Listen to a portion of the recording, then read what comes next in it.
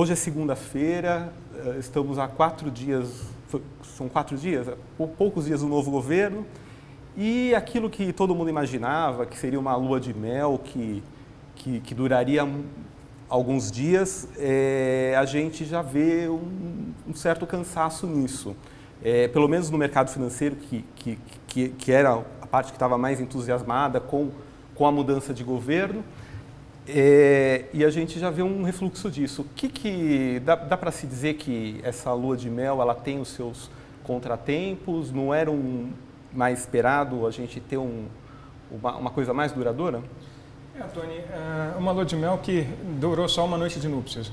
E, de certa forma, era esperado isso por conta de ser, na verdade, um governo legalmente interino, então, por enquanto, não se pode dizer ainda que é definitivo, mas também por conta da gravidade econômica do Brasil. Então, quer dizer, o mercado financeiro precisa de notícias, ele naturalmente é ansioso, mas diante de uma pressão pública também, o aumento do desemprego, os juros ainda num nível elevado, a inflação acumulada em 12 meses ainda muito próximo a 2 dígitos, no caso até dos IGPs em 2 dígitos. Então, isso tudo sendo a pior crise histórica do Brasil, 2 anos de PIB caindo cerca de 4%, faz com que esse senso de urgência pressione ainda mais esse novo gabinete. Celso, o que você está vendo? A semana passada a gente viu algumas estimativas de economistas prevendo até números melhores para o ano que vem, para 2017, mas de fato aí acabaram surgindo os números focos, eles não se traduziram. Como que você está vendo essa recepção dos primeiros dias? Primeiro, antes do impeachment, você tinha um evento binário, que era ou tem impeachment ou não tem impeachment. Então, eu diria que a probabilidade vai ser 50%, 40%. Agora, qual o problema? O que o mercado? O mercado sempre antecipa o movimento, se vive de expectativas. Então, a gente vive sempre de expectativas. Antes você tinha, tem impeachment, ou não tem impeachment, 37 mil pontos. Tem impeachment, 55 mil pontos. Passou, você já estava precificado. Agora, o próximo passo é muito mais difícil precificar. Por quê? Quais são as reformas que esse governo vai implementar? Como disse o Meirelles, a gente vai escolher um plano e vai seguir até o final. Será que vai seguir até o final? A gente já está vendo, por exemplo, a reunião do Temer com as centrais sindicais. A CUT falou que não vai participar, porque não concorda com esse governo, não acha que ele é legítimo. Então, esse é o primeiro ponto. Quais as expectativas? Então, tem vários caminhos. Ele vai conseguir algumas reformas, outras não. Ele vai conseguir passar a Previdência? Quanto mais rápido ele vai vir. Então, o mercado vive, como você citou, de ansiedade para o mercado, o anúncio. E não é só anunciar. É arregaçar as mangas e trabalhar, agir.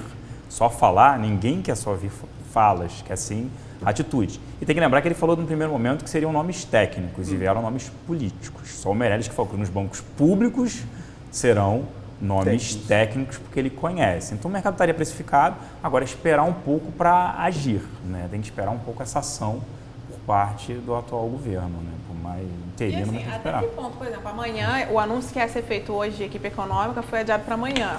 Até que ponto assim, o mercado está preocupado com isso? Não está? Porque o Meirelles mesmo, como você falou, deu indícios de que vai vir só nome técnico a partir de agora. Sim. O mercado está pensando nisso ou já está pensando só nas reformas agora, por exemplo, tanto faz amanhã? Não, o mercado está pensando nisso, só que eles mesmos já falaram. Eles iam anunciar hoje, a princípio é o Ilan, né, como o presidente do Banco Central. Só que eles falaram, eles querem ter todo o corpo técnico, como já está se falando aí, rumores do Pedro Parente como presidente da Petrobras, né, nomes técnicos mesmo. E foi interessante que quando o Meirelles ele anunciou, banco público é entidade financeira, não vai ser utilizado para política. Aí, segundo, ele coloca, eu conheço o banco, mais do que ninguém, eu diria, que foi presidente do Bank Boston. Então, eu vou atuar com crivo, eu que vou contratar, então vai passar por mim. E isso foi extremamente relevante para todo o sistema financeiro, não só para bancos públicos. Para concorrência. Para concorrência, porque você olha, peraí, eu tenho um concorrente ali que, entre aspas, é desleal, que oferece uma taxa de juros, financiamento de automóveis em 2009, que não deveria. Eu acompanho ou não? Então, acompanhou em 2011, pediu socorro na parte de financiamento de automóveis. Mas isso sim, a sinalização foi muito boa. Mas agora vai ter que depender não só dos nomes técnicos, mas depois, o que ele fará, né? Qual vai ser a ação? Porque depende de muita coisa aprovar no Congresso, não é sozinho, o governo não governa sozinho. Agora, Paulo, a gente estava conversando agora antes de entrar no ar, o fato de ser um gabinete essencialmente político, que reflete a composição de forças dentro do Congresso, isso não é também positivo para quem quer levar adiante uma reforma da Previdência, quem quer mexer em tributos, em assuntos que são tipicamente espinhosos e que o governo passado não conseguia encampar? Exato. Eu acho que esse não é um gabinete que seria talvez um dream team de longo prazo, de um governo estável. Mas talvez é o que ele, dando o benefício da dúvida para o Michel Temer, é o que ele precise, dadas essas reformas que o Celso mencionou, que serão muito necessárias, eu diria que são cruciais que sejam aprovadas no Congresso, estabelecimento de idade mínima para aposentadoria, um aumento da desvinculação das receitas da União, hoje o governo trabalha muito de mãos atadas. Então, infelizmente, é o que o governo tem hoje em dia para poder avançar um pouco nesse curto prazo. Aí depois saberemos se isso vai se pronunciar. E aí, por outro lado, também é importante, porque a imprensa, eu acho que o papel de vocês é fundamental nesse caso, porque caso hajam novas notícias sobre qualquer um desses ministros, eu acho que isso tem que ser investigado, isso tem que ir para frente, mas eu acho que nesse momento ele trabalhou com as possibilidades. Vamos lembrar também que o Temer hoje, ele não tem uma popularidade que lhe permita escolher quem que ele vai...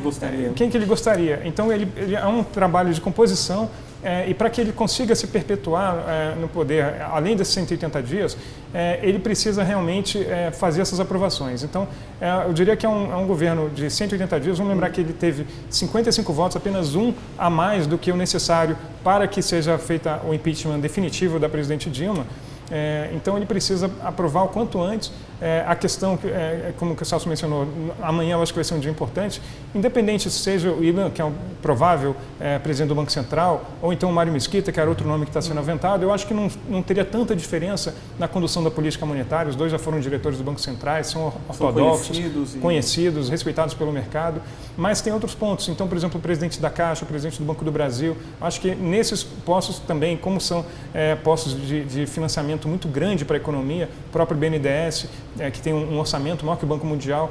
Então, como o próprio Henrique Meirelles disse que ele pessoalmente quer saber o nome de cada um desses entrevistados, então isso é natural que requeira um dia a mais. E Celso, qual que é a sua avaliação de deixar para anunciar tudo junto? Ele não poderia ter falado, poderia ter confirmado o Ilan semana passada e outras pessoas?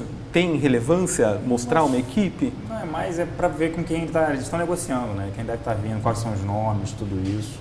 E a parte mesmo política, né? Se a gente olhar no ano passado, a presidente afastada Dilma, ela tentou trazer ela trouxe o Levi. Ela trouxe o Levi. Ele tinha credibilidade. Tinha, total. Só que qual foi o problema? Ela botou um executivo para lidar com a parte política.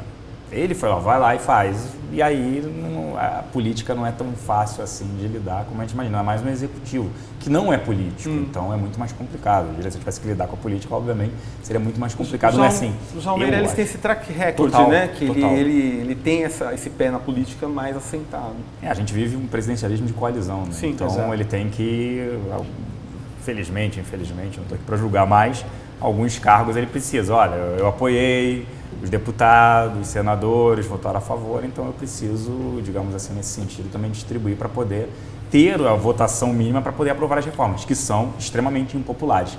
Mas, no Brasil, a gente só consegue aprovar reforma em momentos de crise, né? Infelizmente. Ou de momentos dificílimos como o atual, né? Acho que, por um lado, é mais fácil justificar, porque hoje a gente tem um problema que as pessoas estão entendendo mais, buscando mais informações sobre política, sobre economia. E a inflação, a gente volta 20 anos atrás, não estava nesse patamar, então é mais fácil de olhar e justificar, olha, por que acontece isso? Porque você perdeu seu poder de compra. Olha a inflação como é que está, como é que se resolve isso? Ao fiscal. Então, quer dizer, só eu que economizo na minha casa, mas o governo não vai economizar? Não, o governo tem que economizar. Como é que ele vai fazer isso? Então, acho que fica um pouquinho mais fácil de justificar essas medidas impopulares. E vocês estão com alguma expectativa assim, de mudança na política monetária do Banco Central? Daniel, eu acho que a política monetária, comparada com a política anterior até o final do ano passado, eu acho que é uma mudança drástica. Mas em relação aos últimos meses do Tombini, eu acho que não há tanta diferença assim. A gente tem notado que eles têm sido reticentes em vislumbrar uma queda de juros. Quando a gente compara as duas últimas atas, a gente já vê uma diferença. Então, eles no início estavam querendo justificar porque não aumentavam os juros e na última eles tentaram justificar por que não reduziram os juros. Então, quer dizer, eles estão sendo mais estáveis, né? Eles estão sendo mais conservadores. Estão coordenando melhor essas expectativas. Coordenando mais, Tony, porque apesar de hoje, dada a recessão, quer dizer, quando a gente olha IBCBR, quer dizer, uma queda de mais de 5% nos últimos 12 meses, enfim, uma recessão nunca vista no Brasil. Então, isso seria incompatível com um patamar de juros a nível de 14,25. Né? Porém, eles estão muito comprometidos em trazer a inflação para o centro da meta. Né? Por mais que esse ano e também no ano que vem isso seja quase impossível, mas pelo menos dentro da faixa de flutuação, a inflação vai ficar dentro da meta no ano que vem, muito provavelmente. Mas isso mostra que eles estão preocupados também com talvez o imposto que mais tem afetado a população, principalmente de baixa renda, que é o imposto inflacionário. Quando a gente olha, por exemplo, o último IPCA, do 0,61, 0,29 veio de alimentos. E alimentos, quer dizer, é básico, a pessoa não tem como recusar. E o segundo foi remédios, então, quer dizer, são os bens mais essenciais. 0,20 foi dos remédios não que tiveram aumento. Exatamente. Então, é preciso primeiro estancar esses aumentos de preço, e aí sim, depois poder baixar os juros para poder combater a economia recessiva. E para esse ano, qual que é a sua expectativa? A gente teria o quê? Mais 4 reduções de juros? Eu estou trabalhando com 4 aumentos, quatro reduções de 25 pontos básicos, exatamente. Talvez até um a mais, mas hoje eu estou seguindo até um pouquinho essa linha do Banco Central ser um pouco mais conservador. Eu acho que na próxima reunião de cupom a gente não deve ter corte. Ainda. Eu acho que até para assegurar a sinalização para os investidores de que esse Banco Central austero, ortodoxo, não mudou tudo. Não mudou tudo. Então, e talvez até mesmo o Tumbini ainda participe dessa próxima reunião. Isso é muito possível, muito provável. É uma sinalização louvável, eu diria. Agora, muito provavelmente, em julho, eu acredito que já haverá uma redução. Se não, de qualquer maneira, na reunião seguinte, com certeza teremos uma redução. Estou trabalhando com 4 de 25. Celso, e você? 2,25 nossa área macro. Vocês acham que acho que essa equipe demora talvez, um pouquinho mais? Principalmente se fosse o Mesquita, por exemplo, a gente acha que por exemplo, ele pode acentuar a aceleração de queda de juros, mas num período mais para frente. Que tem uma convergência maior dos números, né? Porque em 2017 o que acontece, né? Em 2014 a gente teve os preços administrados, que já, digamos, corrigiu energia, toda essa parte de combustíveis, né? Até telecom também. Quando você entra, já espera já tem uma expectativa de PIB já reagindo no ano que vem, de 0,5% a 2%, a gente está vendo aí diversas expectativas, só pela melhora, né, de ambiente, de humor, tudo isso, porque aí você melhora a confiança tanto do consumidor quanto do empresário. Você já tem uma retomada de crescimento, já gera um efeito inflacionário. Então a discussão é, olhar para esse ano, que pode cair 4% novamente, tem que também olhar 2017, tomar um pouco de cuidado, que se começa a retomar 2017, a pergunta é, será que vai ser acelerado ou não? É um trabalho extremamente difícil. Sim. Quando eu vou dar palestra, o que eu mais ouço é isso. Como vocês erraram em 2015 e estão errando em 2016? É óbvio, agora mudança de ministro, mudança de governo e não era esperado.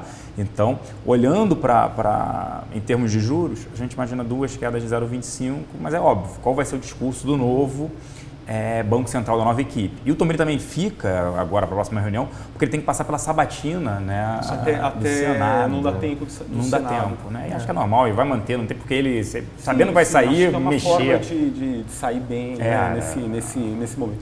Mas o Tombini teria credibilidade para começar já a reduzir juros com o histórico que a gente conhece? Então, ele, se fosse até meados do ano passado, eu acho que não, mas eu acho que de lá para cá, exato, eu acho que se ele fosse populista, ele já teria reduzido os juros por conta dessa inflação em queda, enfim, já de um dígito quando a gente fala em IPCA em 12 meses, mas eu acho que ele está sendo responsável, eu acho que ele está sendo correto. E além disso, nessa questão, além da quarentena, tem a questão de o Meirelles querer enviar para o Congresso uma PEC, né, para garantir o foro privilegiado para o presidente e para a diretoria do Banco Central. Então isso pode até postergar mais ainda essa questão da nomeação. Mas eu acho que isso é um detalhe, mas que, enfim, é temporário. Dani, o dólar hoje ele continuou subindo? Não, ele estava caindo. Ele estava caindo. Estava caindo em torno de meio, né? Bom, tá em torno de 3,50. O fato é que ele passou para 3,50. Né? A gente tinha um patamar aí no período de estresse, perto de 4. Sim. Isso também ajuda a vislumbrar esse cenário de redução nas taxas de juros? Sim, o dólar, num primeiro momento, ele é contracionista para depois ser expansionista. Nesse primeiro momento, ele afeta a inflação. Né? A gente tem não só combustíveis, energia, atrelados a isso, né? Alimentação, então ele acaba afetando positivamente uma inflação menor nesse sentido, né? Um dólar menor também facilita esse cenário tinha gente mais falando benigno. que com o cenário de impeachment ele poderia voltar para 3,40. Vocês acham que ainda ele tem espaço para alguma rumar para isso? Acho que sim, acho que poderia ficar entre 3,30 e 3,40. A gente faz pesquisas a cada 2 meses, bimestrais, com os nossos investidores. Eles acreditam que poderia recuar. Depende das medidas, esse é o dependendo problema. Das medidas, dependendo da entrada de capital estrangeiro. De capital estrangeiro. Isso. E complementando, assim, no fronte doméstico, exatamente isso que o Celso mencionou. E no ponto externo, eu acho que teve alguma surpresa da economia americana, né? Na sexta-feira a gente teve um dado de varejo americano que está ao contrário daqui, né? Então, cresceu mais de 1% em um mês, foi a maior alta em 12 meses, a segunda maior em mais de 2 anos. E aí o dólar, em relação não só ao real, né, mas em relação a outras moedas mundiais, se apreciou. Agora, eu acredito que se tudo ficar constante, ao tempo ele aumentaria. Então, por isso é necessário essas mudanças, essas reformas constitucionais, para que isso possa normalmente voltar para um nível mais baixo. Agora, aparentemente, o próprio governo já está começando a ficar preocupado se um dólar mais fraco vai afetar exportadores. Exatamente. Então, quer dizer, eu acho que a julgar pelo Tombini, quer dizer, 3,40 seria meio um piso, né? E vamos ver agora como o Ilan ou eventualmente o Mário Mesquita possam discordar ou não disso, que talvez haja alguma diferença de nuance. Mas eu esperaria, se houver alguma diferença, Tony, seria mais para deixar até o fluxo ser mais livre, ou seja, mais livre e flutuar mais sem muitas intervenções. E aí, nesse sentido, pode acontecer, como o Celso mencionou, de cair ainda mais, não dá nem para descartar, enfim, aprovando uma reforma da Previdência, testar o 3,25. Sinalização. Né? Tem alguns componentes que flutuam com dólar, por exemplo, o nível dos prédios do CDS do Brasil, que já caiu 200 pontos base, o preço das commodities, né, mineração, o minério também desde dezembro já subiu mais de 60%. Então, tem alguns indicadores, é muito difícil prever dólar, mas é possível essa flutuação. Mas esse dólar a 3,50, por exemplo, seria um dólar tipo livre de fator político, por exemplo. Um Hoje dólar que refletiria exatamente as condições econômicas do Brasil. Eu diria que de curto prazo, né? Que precificou nesse primeiro momento o impeachment, agora é outra discussão, porque todo mundo falava, se não tivesse o impeachment, voltava para os R$4 rapidamente. Agora, previsão de crescimento para o ano que vem? Eu confesso que eu achava que teria no Focus hoje que os números viriam melhores, e aí o que a gente viu só um meio por cento o ano que vem. Vocês esperavam também um pouco mais? A gente sabe que tem consultoria falando até em crescimento de 2%. Por que está tão disperso isso? Eu também esperava até quer dizer, a minha expectativa é de 1%, Tony. Mas eu não esperava que fosse acontecer agora, tão imediatamente. Talvez uma melhora de 0,60, porque já tinha havido uma melhora nas últimas semanas, chegou a sair de 0,30 para 0,50. Realmente foi um pouco surpreso, porém, quer dizer, eu acho que talvez o IBCBR mais fraco que foi divulgado tenha trazido um pouco para baixo. Tenha trazido todo mundo para baixo. Exato. Agora, no Focus, acho que é interessante para o nosso espectador ter noção de que existe um certo lag. Então, são mais de 100 economistas de mercado, né, que vão atualizando, e nem sempre eles atualizam semanalmente. Mas, assim, eu diria que a expectativa para até o final do ano é que esses números sejam revisados para 1 a 2%, eu diria. Você Concordo, também você acha que poderia temos espaço, está defasado. Tem o que a gente chama de delay, tem um atraso ali. E como ele compila, isso que ele falou, vários dados de vários economistas, então você tem um atraso, 10 mudaram, uma base. Você fala, é pequena a mudança. E aí, de vez em quando, você altera muito, 0,30 para meio. O pessoal para e fala, agora já alterei. Vou alterar daqui a 2 semanas, não preciso ficar mudando toda semana. Senão você vai mudar mesmo toda semana. Então eu mudo depois, ele pega um espaço um pouco maior, né, para mexer do que ficar atualizando semanalmente. Semana passada, como que foi o trabalho de vocês? Imagino que receberam muitos telefonemas. Como que é esse trabalho de vocês? E vocês tiveram tempo de ir lá, de recalcular, de calibrar essas expectativas? A gente tem uma equipe para fazer essa parte de expectativas, o que eles estão achando. Mas aí foi mídia o tempo inteiro. Vocês ficaram dando entrevista. Qual o nome? Quem que você acha que vem? O mercado vai aceitar bem ou não? O que a gente tem que olhar a partir de E o agora? cliente interno de vocês, que quer saber, e aí, onde que eu ponho o meu dinheiro? Ou que, mas como foi? Porque também era uma decisão amplamente discutida, seria uma surpresa se tivesse uma outra coisa, Sim, né? sim. A gente já vinha comunicando, né? A gente já veio, no primeiro momento foi ter ou não impeachment, qual a probabilidade, depois aonde investir. Por quê? Por exemplo, a NTNB deu uma oportunidade enorme em janeiro, ali, fevereiro, pagando taxas acima de 7%, quando a Bolsa veio a 37 mil pontos. E a gente fala, não, está precificando quase que um calote brasileiro. Sim. E, peraí, você tem, no momento, olha 2013. 2013 nós tínhamos juros a 7,25, o IPCA foi 5,91. Então, o seu ganho juro real foi de 1,30 e poucos por cento. Muito pequeno. Agora você tem um diferencial da inflação, né, que até começaram a se discutir isso. Olha, que é a favor, a inflação ela vai convergir. Vai convergir. E mesmo assim, você está protegido. E a taxa ainda está alta, a NTNB está acima de relativamente. 6%, mais IPCA, então você já está protegido com um juro real muito mais alto. Até estava se discutindo isso. Se tiver calote, não vai poder ter emissão de NTNB, porque o governo pode, né, maquiar os números. Com pós-fixado.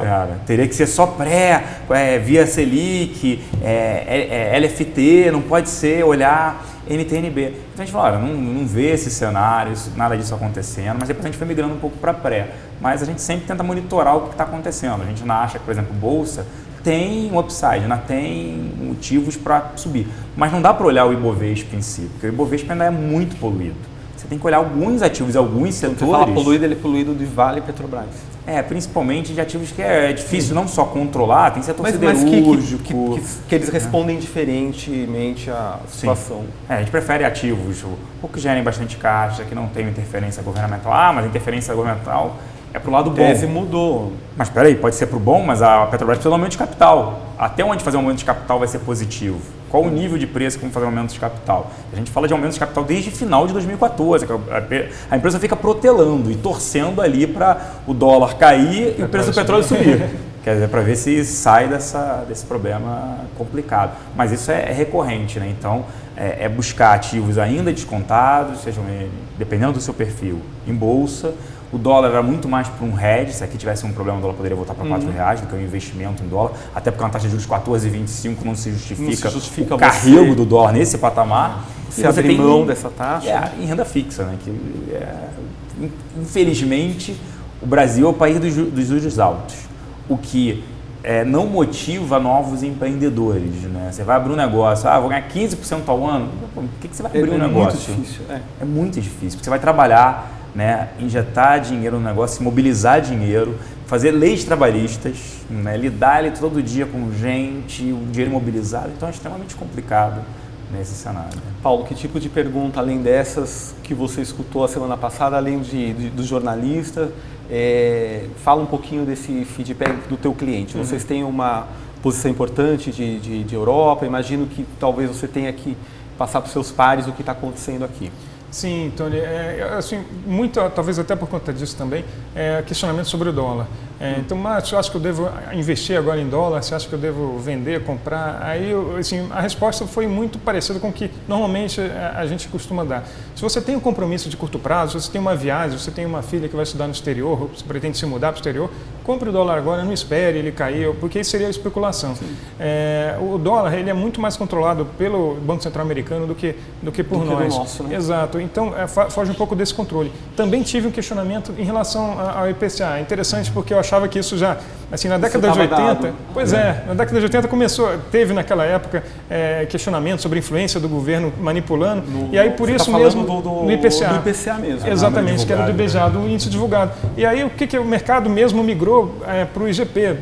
Chegou com o trator Getúlio Vargas, que é acima de qualquer suspeita, é privado e tal, e agora volta isso, mas eu acho que não. O IBGE, no ano passado, a gente viu alguns embates até com o governo federal e que sempre, por final, deixou o IBGE com sua independência. A gente teve o exemplo disso no caso da divulgação da PNAD, então eles voltaram atrás.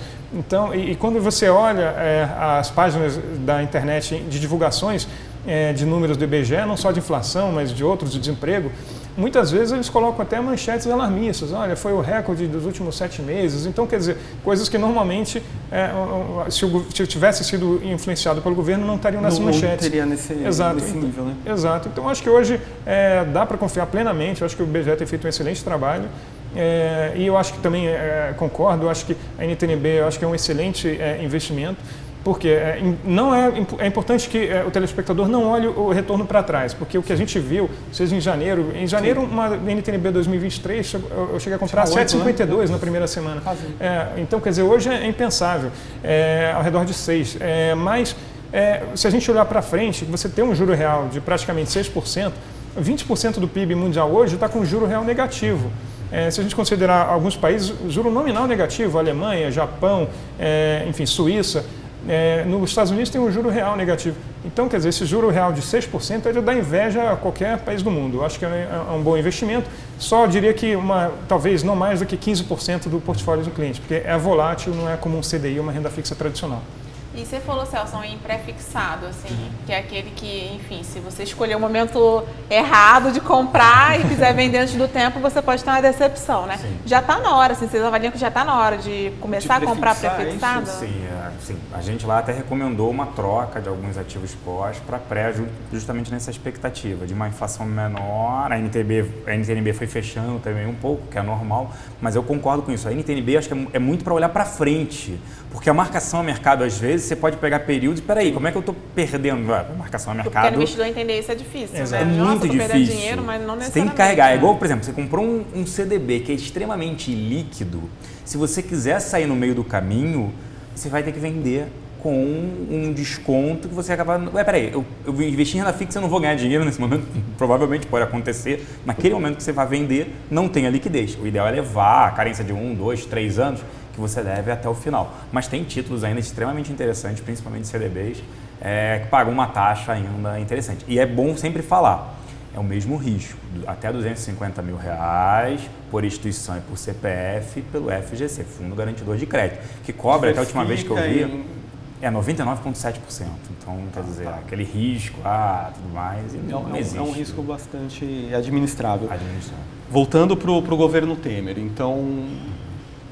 Esse clima de lua de mel que não é bem assim, mas assim, se a gente pensar no que pode dar errado, muita coisa pode dar errado, né? Ele pode ter muita dificuldade para levar a campo essas reformas, e numa situação de estresse, para onde que a gente pode ver a situação? A gente vai ter mais ou menos o que foi o final do governo Dilma antes do impeachment? Eu acho que não, Tony. Eu acho que dificuldade ele com certeza vai ter. Eu acho que essa é a única coisa dada. Até porque vai ter uma oposição muito forte. Exatamente, né? Aguerrida, e que acho que vai ser a oposição mais expressiva que a gente teve nos últimos 13 anos, com certeza. Então, assim, não vai ser fácil. Não estamos acostumados com esse tipo de oposição. Não estamos acostumados, exatamente. Eu acho que, enfim... É um papel que eles já sabiam fazer também anteriormente, muito bem feito como tal. E, além disso, agora agravado pela situação econômica que afeta todos os brasileiros. Então, realmente, são medidas amargas, são remédios antibióticos fortíssimos, amargos, mas que têm que ser comunicados muito bem. Então, eu acho que assim, um aspecto bom, eu acho que é justamente esse governo ter colocado os ministros junto da imprensa, junto da mídia. Eu acho que é importante ele fortalecer o trabalho de vocês para esclarecer a população. Então, quer dizer, quando fala-se de dinheiro do governo, não é dinheiro do governo, é dinheiro da população, nosso, é dinheiro nosso, meu, seu, de todos, e principalmente daqueles menos favorecidos. Então, isso é importante e que, por exemplo, o que está acontecendo hoje no Rio de Janeiro, está acontecendo no Rio Grande do Sul, infelizmente, quer dizer, de atraso, às vezes, de 3 meses de aposentadorias, de funcionário público, isso é o que vai acontecer. Isso é a situação dada. Infelizmente, é o que vai acontecer. Enfim, é uma bomba relógio e ela precisa ser desarmada o quanto antes. Eu acho que até alguns argumentos são aceitáveis. Por exemplo, a Força Sindical mencionou, não, mas teve pessoas que começaram mais cedo, então é justo que elas se aposentem mais cedo. Tudo bem, eu acho que deve ser discutido isso. Enfim, se tiver 30, 35 anos de pagamento para contribuição, é muito legítimo. E, ao que parece, hoje o governo já soltou uma medida de que, um anúncio de que isso será feito através de uma regra de transição. Então, vamos lembrar que na Grécia, em Portugal, houve corte até de 50% do que já existia nas aposentadorias. Então, é a gente saber escolher se a gente vai preferir continuar, enfim, acreditando num sonho impossível ou se vamos ser realistas, né? Algumas coisas eu simplesmente não acredito. A volta da CPMF, por exemplo. Você acha que não tem espaço? Eu acho que não tem chance de ser aprovada. Eu acho que a discussão não é se eu sou a favor ou se eu sou contra. Não, mas eu acho que não tem... Se passa ou não, né? E não passa. Assim, nem o Lula, no auge da popularidade dele, com o apoio do Aécio Neves, que era governador de Minas, defendendo a CPMF, conseguiu aprovar. Isso num cenário de bonança. Então, quer dizer, agora, a população e o setor privado já está sendo muito onerado e com perda de receita, eu acho que ela não aceitaria, ela não tem mais como contribuir. Infelizmente, vai ter que ser através de corte de gastos. Vai ser corte eu esperaria superior a mais do que a gente está vendo. Muito mais, Tony. Exatamente. Esse que é o ponto até que eu ia mencionar agora, que isso é que eu acho que me decepcionou. Então, por exemplo, o Romério Jucá mencionou 4.000 cargos. As informações... Né, é muito simbólico, Daniele, porque, se você tem uma ideia, as estimativas são de que há 30.000 cargos de confiança no governo. Então, quer dizer, há muito espaço ainda de gente para ser substituída. É óbvio que não pode, senão de uma hora para outra, senão essa máquina para. A máquina não anda. Exatamente, mas enfim, eu acho que o governo tem que dar o exemplo, né? Celso. Concordo, né? Mas manifestações, hoje a gente teve a CUT não se reunindo, falou que não vai sentar. Não vai sentar para discutir. E tem que explicar, até o papel de vocês como mídia é esse, são muitos questionamentos, poxa, por isso que eu falo assim, eu volto a falar, em momentos de crise a gente consegue aprovar medidas, né, porque estava todo mundo mais acomodado, não sabia o que estava acontecendo, aí quando vem a inflação, peraí, agora me incomodou, porque eu vou no supermercado, não consigo mais comprar o produto, não consigo consumir, né, a reversão de expectativa foi muito grande, você teve uma classe que teve acesso a alguns produtos e serviços, eles foram cortados porque não tem mais dinheiro. Então, se está todo mundo fazendo isso, o governo ele tem que fazer parte disso, ele tem que cortar e aprovar as reformas. Eu acho que seria mais fácil ele vir com a CID. O que ele faz com a CID? Ele baixa o preço do combustível um pouquinho, que a gasolina, a última vez que eu vi, estava com 22% de prêmio, o diesel 40%. Tem gordura, né? Tem gordura, você baixa um pouco e aí você coloca a CID. O impacto permanece o mesmo, ninguém vai ver diferença aqui. E o governo acaba, nesse sentido, arrecadando mais. CPMF, quando a gente fala que é 0,38, não é 0,38, dá mais de 1%, porque ela é em escala, é em cascata. É cascata. O efeito é muito ruim, é muito perverso. Então, assim, elevar impostos num cenário como esse, até porque os empresários apoiaram esse movimento. Agora você peraí, eles já falaram isso, olha, vamos botar o pato de novo na rua, né? Quem não vai pagar o pato. Então já entra nesse cenário, peraí, você acabou de entrar, né? O Paulinho mesmo da Força falando, peraí, vocês estavam falando agora em mudar regras. É que vai ter que ter uma legislação também trabalhista, né? Nós temos escritório em Nova York, em Miami, quando nós fomos contratar profissionais lá, por incrível que pareça, lá você pode assinar a carteira de um profissional e pagar só por produtividade.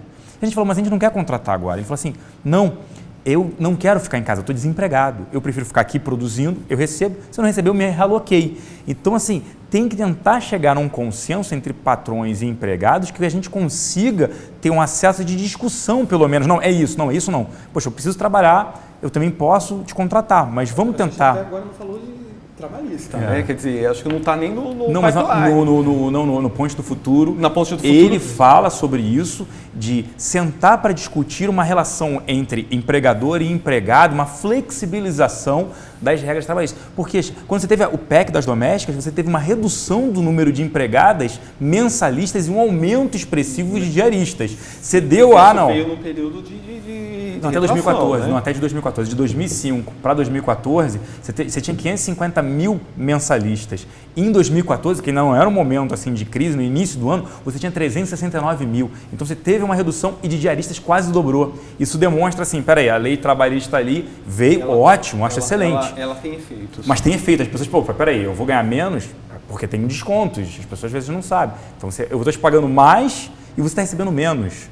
Então, a flexibilização vai ser uma discussão que vai ter que vir. É difícil, extremamente impopular, mas esse vai ter que ser um momento, não tem como.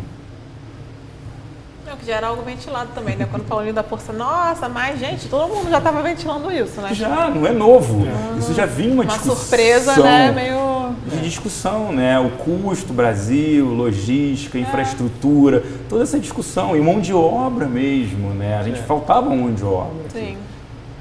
Celso, Paulo, a gente está chegando no nosso final. Queria que vocês falassem um pouquinho, esse ano, a situação está dada, a gente consegue ver alguma melhora nos indicadores, onde que a gente pode ter alguma surpresa positiva ainda? Eu acho que nesse ano está praticamente dado. Eu acho que vai ter uma melhora quase que cíclica no final do ano, sejam com os cortes de juros. Pela base de comparação mesmo. Também. Uma situação muito fundo do poço. Também. Eu acho que alguns indicadores vão ser infelizmente piores, particularmente a taxa de desemprego. Agora, felizmente, quer dizer, no final do ano, até por questões de 13º, por questões de férias, você tem uma sazonalidade favorecendo a contratação de temporários. Então, isso também pode melhorar. Agora, e também a questão das expectativas. Provavelmente em setembro, como disse o Ricardo Lewandowski, já teremos a decisão definitiva sobre a permanência ou não de Dilma Rousseff. Então, quer dizer, é mais uma incerteza que sai do cenário, que inibe investimentos do setor privado e investimentos de estrangeiros na economia real. Então, é possível a gente começar a ver. E algumas coisas o governo não precisa desembolsar. Por exemplo, fazer concessões. O próprio governo Dilma já estava estimando quase 5 bilhões em novos aeroportos concedidos esse ano.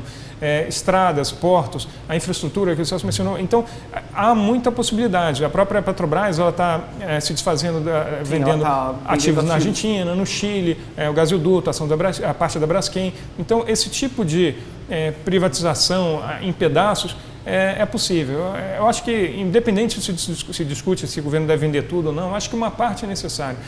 Dado a sua incapacidade financeira de suportar os investimentos que o Brasil precisa, eu acho que nada é mais efetivo na geração de empregos do que investimentos. É isso, concordo. A gente está chegando, né, tem algumas pessoas que falam até que a gente tem... No fundo do poço tem um alçapão, vai cair mais. Não, eu acho que a gente está chegando no fundo do poço e chega um momento que para de cair, porque as pessoas consomem o seu dia a dia. Não tem mais como você cortar, você já cortou luz, você já come menos, já substituiu produtos, mas você fala, pronto, parou. E aí você começa a melhorar. E expectativa de melhora. Lembrando que esse ano é um ano de eleições que também tem injeção, né, contratação ali de temporário para final do ano. Pô, olhar vendas no varejo, no quarto trimestre, né, no Natal mesmo, vendas no varejo do Natal, olhando 2015 contra 2014, caiu 15%.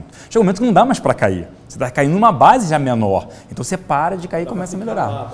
Dá estável. O que é muito ruim. Então, mas já melhora de expectativa, de ânimo, porque antes você não tinha uma agenda econômica. Por que você não tinha uma agenda econômica? Tentava-se ter uma agenda econômica, só que não aprovava. Isso não aprovava. Você dependia do Congresso. O Nelson Barbosa, ex-ministro da Fazenda, ele falou, olha, a gente vai vir com a reforma da Previdência. E aí o Rui Falcão falou, não, que a oposição é contra. Eu falei, peraí, não combinou antes? Não, a oposição não é contra, porque é uma medida impopular. A oposição quer, mas alguém tem que propor. Então, quer dizer, é ruim, mas acho até que o Temer, ele ficando até o final, ele quer trazer um legado.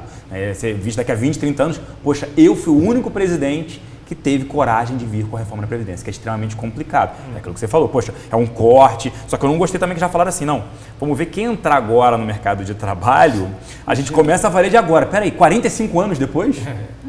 A gente não pode, a gente está envelhecendo, pagando uma previdência, mesmo do Japão, 11% do PIB. A gente não pode ter isso. Então, isso até faz parte da gente, de divulgar cada vez mais para as pessoas, olha, não tem como, a conta não fecha, vai ter que mudar. Quem que vai pagar por isso? A gente paga sempre por isso, então tem que mudar o mais rapidamente possível. Mas a gente está chegando no momento, sim, acredito, de ponto de inflexão, a partir do terceiro trimestre para quarto, um ponto de inflexão em 2017 melhor. A gente só tem que investir para ter um crescimento mais sustentável para frente, pensar mais a longo prazo também.